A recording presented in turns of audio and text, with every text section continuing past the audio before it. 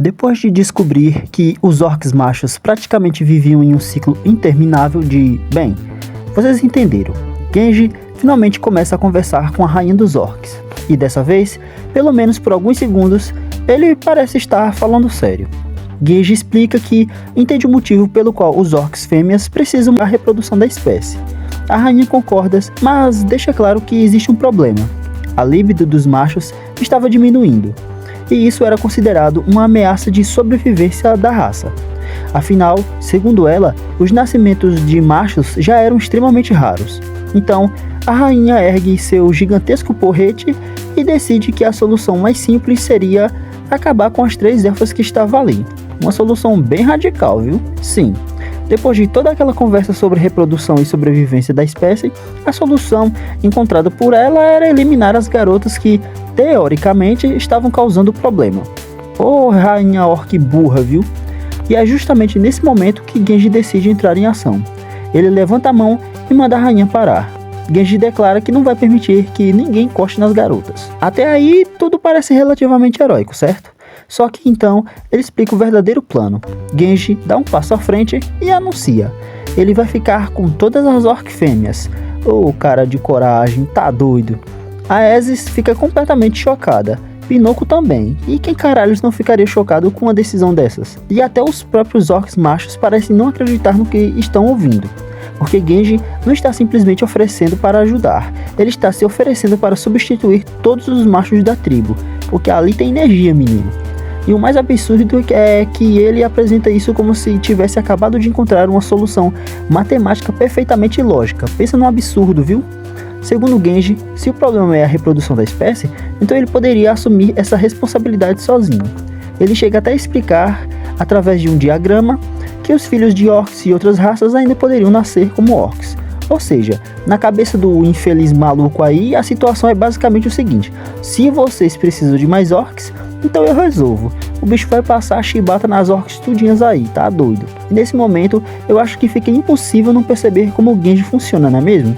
Esse homem não vê uma situação absurda e pensa, isso é perigoso. Não, ele vê uma situação absurda e ele pensa, como posso transformar isso em uma oportunidade? Pensa num bicho doido, viu? A rainha, obviamente, pergunta se ele tem noção de quantas mulheres teria que enfrentar. E Genji responde praticamente com, então me usem primeiro. Os 3 orcs machos completamente destruídos, psicologicamente, começam até a chamá-lo de irmão. E Genji faz uma proposta. Se ele conseguir satisfazer todas as orcs fêmeas, elas terão que libertar as elfas. Além disso, ele pede que os machos finalmente tenham um pouco de descanso. E a rainha aceita, mas coloca uma condição. Se Genji por acaso falhar, as 3 elfas iriam morrer ali. E é aqui que o mangá tenta transformar a situação em um grande momento de tensão. Só que existe um pequeno problema. Estamos falando de Genji aqui, né? O ápice do absurdo. O homem que literalmente atravessou situações cada vez mais absurdas desde que chegou nesse mundo. Ele aceita o desafio sem hesitar. E as orcs fêmeas começam a comemorar como se tivessem acabado de receber a notícia de que vai ter um festival. Enquanto isso, Pinoco olha para aquela situação e parece ser a única pessoa com um bom senso naquele acampamento. Como sempre, né? Ela basicamente pensa, isso já passou de qualquer limite. E é nesse momento que Genji começa a explicar uma filosofia pessoal que, sinceramente, é provavelmente uma das partes mais estranhas desse personagem, viu, bicho?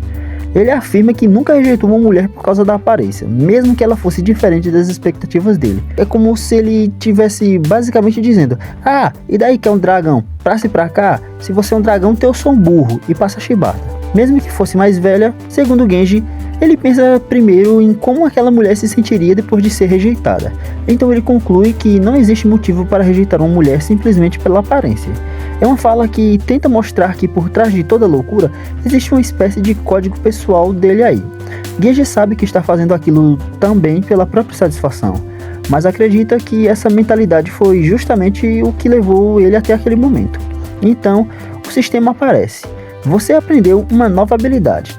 E a habilidade se chamava Herói. Sim, isso mesmo. E a descrição é basicamente de um campeão que sobreviveu a inúmeras provações e que jamais se quebrará, independente do adversário. E aí eu preciso admitir, viu? O sistema desse mangá definitivamente tem um senso de humor próprio, porque como é que pode uma coisa dessas? É incrível como toda habilidade que surge tem a ver justamente com o momento propício para Genji ali. Porque aparentemente sobreviver a uma situação que nenhum ser humano normal deveria sequer considerar é exatamente o suficiente para desbloquear uma habilidade lendária. Vai entender esse sistema maluco. Genji então caminha em direção ao grande salão dos orcs. Pinocchio observa de longe, então ele desaparece lá dentro. E a partir daí, o mangá corta para os orcs machos. Eles estão do lado de fora, tremendo, com as mãos nos ouvidos, porque do interior do salão começam a surgir os rugidos, gritos, barulhos, e o salão inteiro parece estar tremendo. O narrador compara aquilo a um predador devorando sua presa, e a situação continua. Durante horas, e depois que o sol se põe, ainda continua. Durante a madrugada, continua. E quando chega amanhã, adivinha, ainda está acontecendo. O tempo passa, 1 dia, 2 dias, 3 dias, até que chegamos à manhã do 4º dia. Os 3 orcs estão sentados do lado de fora, completamente acabados. Olheiras fundas, expressões vazias, e um deles até derrama uma lágrima. Então, uma sombra enorme aparece diante deles. Eles levantaram a cabeça. Era Genji. O homem simplesmente saiu do salão, e o mangá fez questão de apresentar aquele momento como se ele tivesse acabado de retornar de uma guerra lendária. Meu amigo, olha como o homem tá seco mesmo. Quer dizer, não seco como os caras, né? Mas ele saiu de um cara extremamente gordo para um cara até que meio bombadinho. Como pode isso? A partir daquele acontecimento, Genji passaria a ser conhecido como o herói incomparável que sozinho fecundou todas as orcs fêmeas. Mas que diabo de títulos bizarro é esse? E como se isso já não fosse suficientemente absurdo, ele recebe uma capa real, uma coroa e é proclamado o rei dos orcs. Sim, literalmente. Atrás dele, todas as orcs fêmeas comemoram. E eu sinceramente não sei qual é a parte mais absurda dessa cena. Se é o fato de Genji ter conseguido cumprir a missão, ou o fato de que aparentemente depois de apenas 4 dias, ele conseguiu uma promoção que muitos protagonistas levariam centenas de capítulos para alcançar. Ele chegou como um aventureiro e virou um herói. Qual o sentido? E agora, e também é rei de uma raça inteira. Tudo isso praticamente por acidente. Depois disso, Genji parte com Aesis e as 3 elfas junto com Pinocchio. E ele parece estar genuinamente satisfeito. Genji comenta que ajudar os outros realmente faz alguém se sentir bem, mas Pinocchio está mais preocupado com outra coisa. Ela percebe que Genji recuperou completamente o peso que havia perdido, e Genji explica que nunca havia queimado tantas calorias na vida. Pode apostar que sim, meu amigo. Segundo ele, graças à ajuda dos orcs machos, seu corpo de fecundador voltou à melhor forma, e não existe realmente uma maneira elegante de narrar isso, porque puta que pariu, meu amigo, como pode uma coisa dessas? O protagonista desse mangá literalmente transformou uma situação sexualmente absurda em um treinamento físico, doideira. A Aesis, por outro lado, está sinceramente agradecida. Ela diz que nunca conseguirá agradecer o suficiente por tudo que Genji e Pinocchio fizeram, e promete que algum dia irá retribuir aquela dívida. Genji então, naturalmente, tenta transformar a situação em mais uma oportunidade para, fazer uma piada sobre ter um filho como agradecimento. E é lógico que Pinocchio imediatamente dá uma bicada nele para calar a boca de Genji. E sinceramente alguém precisava fazer isso. Mas então eles finalmente chegam ao destino. A Aesis aponta para frente e ali estava a aldeia dos elfos. Só que antes que possam entrar, 3 flechas cravam no chão. Os guardas da aldeia aparecem na escadaria, com arcos apontados para eles. E a recepção não poderia ser pior. Eles olham para a Aesis e para as outras 3 garotas e imediatamente as chamam de impuras. A Aesis tenta explicar que elas não fizeram nada, que continuam puras, mas os guardas não querem ouvir. Então, um deles dispara uma flecha diretamente contra a Aesis, só que a flecha nunca chega até ela, porque Genji estende a mão e simplesmente segura a flecha no ar. A Aesis arregala os olhos, Genji olha para a flecha e quebra em sua mão.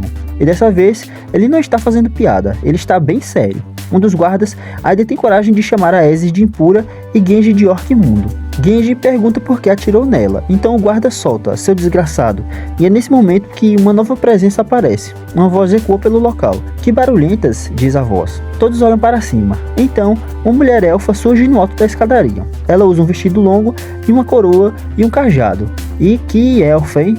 Tá maluco, ou elfa de respeito, meu amigo.